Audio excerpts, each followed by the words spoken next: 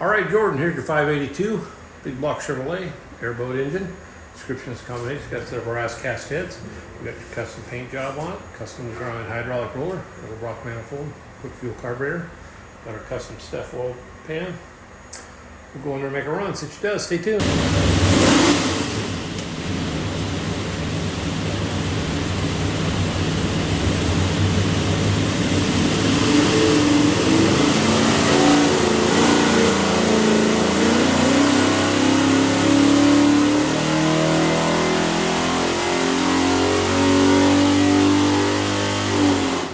Doke, 3,300, 734 foot-pounds of torque, peak torque 745, piece horsepower is 712. So runs really good.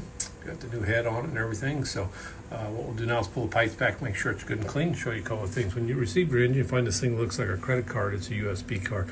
It is full of technical information. Highly recommend watching it all. In the crate will be this engine spec sheet. It'll have some data on there. Make sure to kind of go over that and have a great day.